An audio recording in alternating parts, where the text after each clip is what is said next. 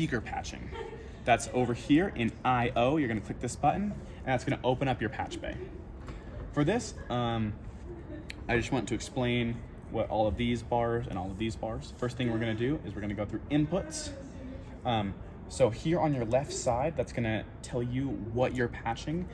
Patching an input would be like a microphone coming into the board. When we're on this local menu, that means it's an actual cable, physical cable that's coming into the back plate of the soundboard here. So if I were to plug in a physical microphone with a cable and I plug it into the back of the board, I'm gonna come here on the patch bay, go input, local, and then I'm gonna put it on whatever input number I want.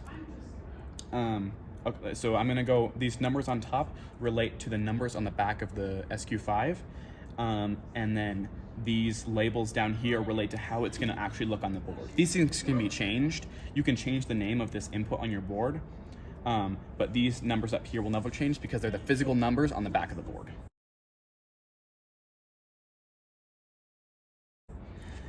Next is S-Link. S-Link is all of your wireless microphones. So in here in the black box, we have 8. In the auditorium, we have 24.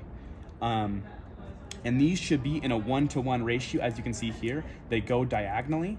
That's just because we're starting at mic 4, and it's the 4th input on our receivers. So it should just be in a horizontal line of 1-to-1. In the auditorium, it will be a 1-to-1 from 1 onwards. Just in here, we start at 4. Then also on input, we have this IQ port for Dante. If you're plugging in your Dante, you can refer to the how to use the Dante video that we already have in the Bibble.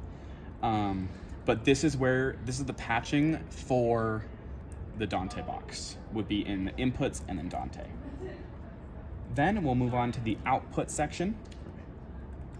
The output section, here again, we have local, S-Link, and Dante.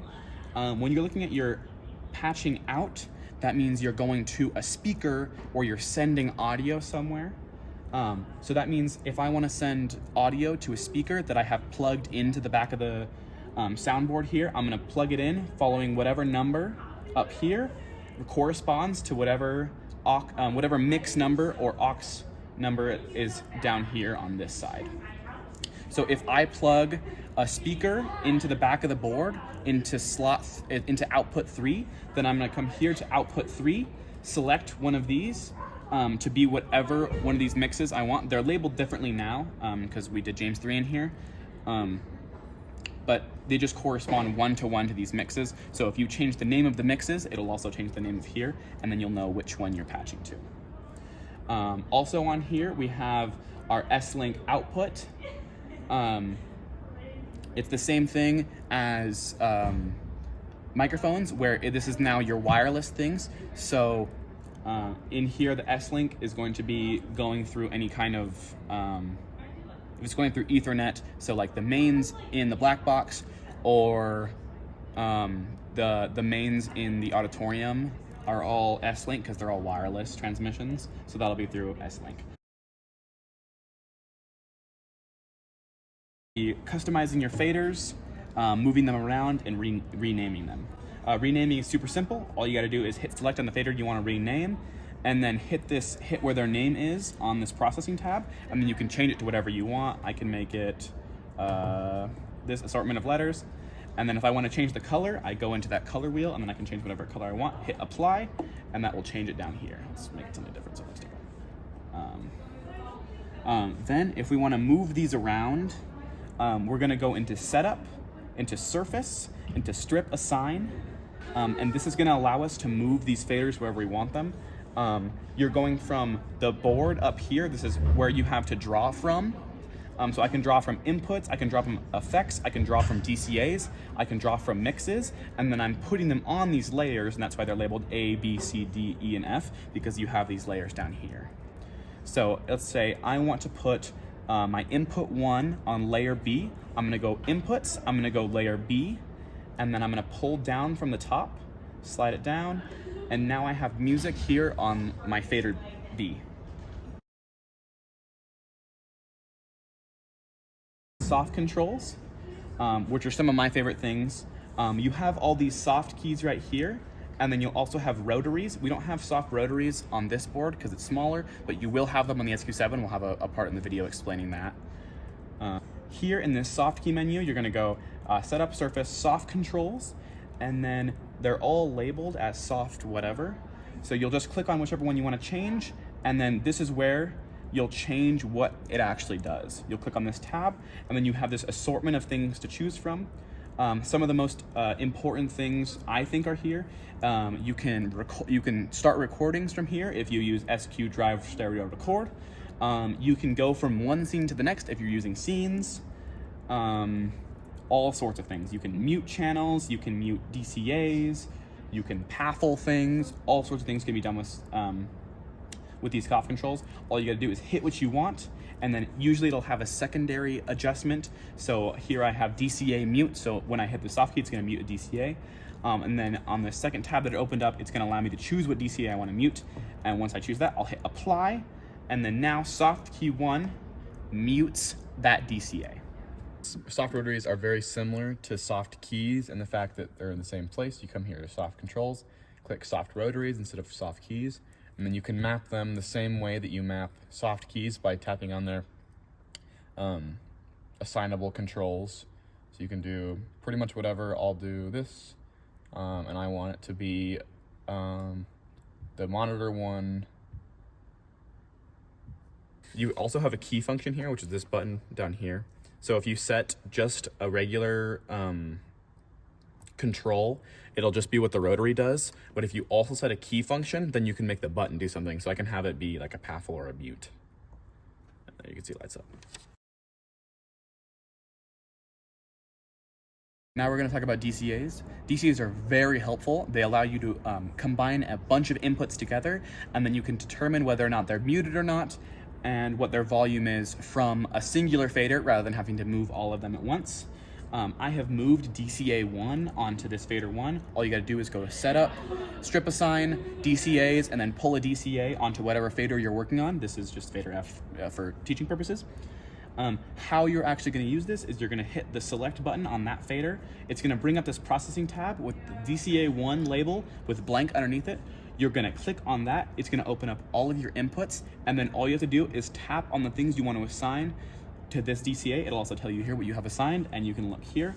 And then once you go out of that, all of those things are now assigned to this DCA. So that means this DCA can affect their volume, whether or not they're muted.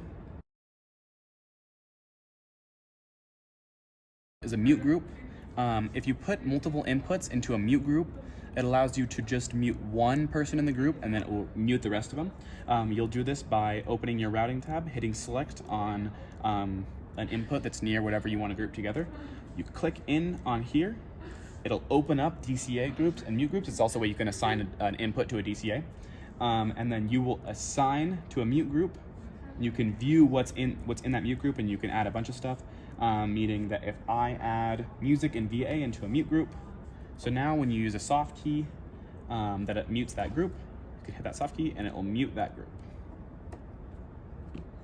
These are helpful if you have ensemble shows or a group of characters that all need to be muted at once. You can put them into a mute group, and then when you press your soft key, they'll automatically be muted, and when you take that soft key off, then they will unmute themselves.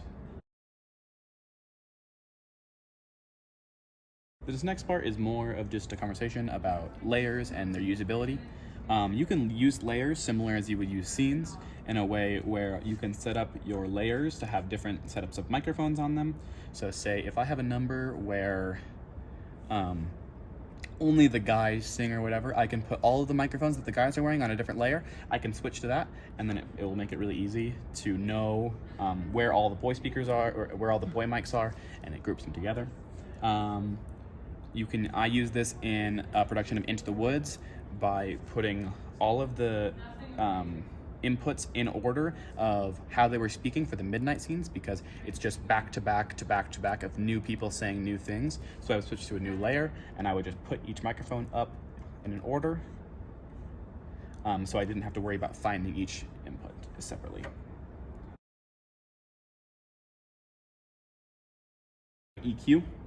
You open this menu, you hit select on a fader, open the menu, EQ looks like this. You have your low mids, your high mids, and your highs. And basically this whole menu is just allowing you to increase and reduce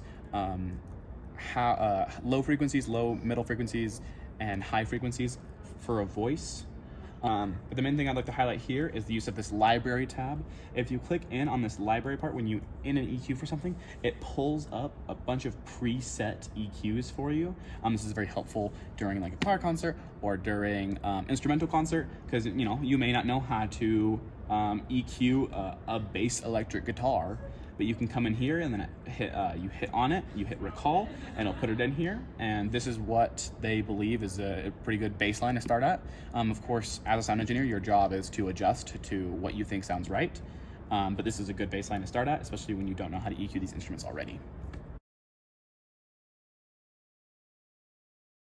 All right, next we're gonna talk about these buttons over here. These are your effects buttons. You can have up to 4 at a time.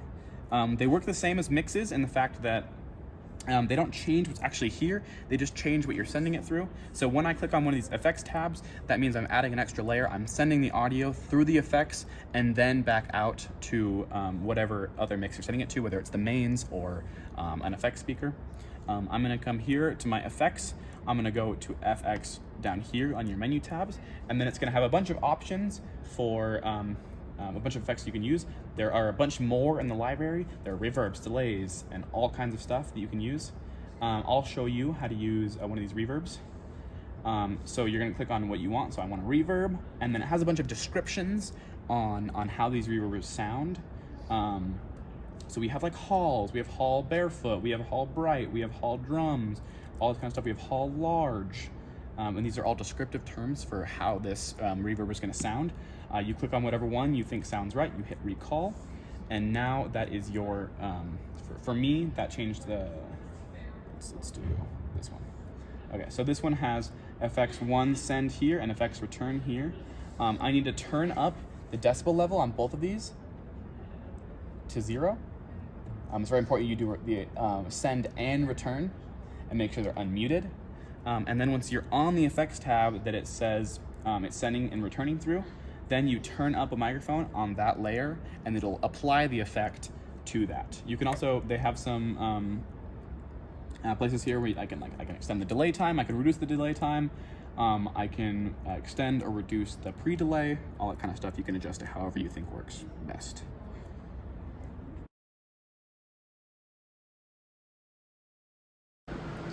Okay, if you're gonna set up any kind of speaker in the black box, you have to come in here and set up your ties. So on the bottom here, you have these things and they're labeled tie and then a letter. And those correspond to the wall inputs and the inputs on the grid that you'll find out in the black box. And then you're assigning them to your out numbers up here, which are your mixes on your actual SQ-5 itself here in the black box.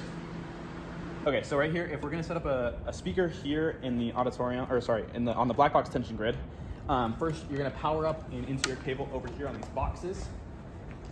What I explained in the black box AV room, you have these tie lines. We have tie K and tie L. You're gonna run your cable from those to your QSC, and then that's what you're gonna go when you input your 2 cables together on in the AV room on the patch bay. Okay, so here we have all the receivers for each wireless mic. And if something goes wrong with a microphone and either you need to change the frequency on it to match what is on the receiver, you can come up here and do that using these buttons right here, these up and these down. And then also you can cycle them by using this power button right here. Same thing with these things down here. We have your amp racks. Each one of these corresponds to one of the amps out there. And if one of these is faulting, you have to cycle it from the back, which we'll show you next. So if you have a problem in here and you're getting error messages on the other side and you need to cycle them, this is what that means. You have this gaffed, plug in right here. It says don't pull, but if you need to pull it, you pull it. Pull it out, wait 10 seconds, plug it back in. Same thing with these ones down here. These ones are mainly for the amps. So you have this one here and this one here. And you can unplug these if you need to cycle your amps.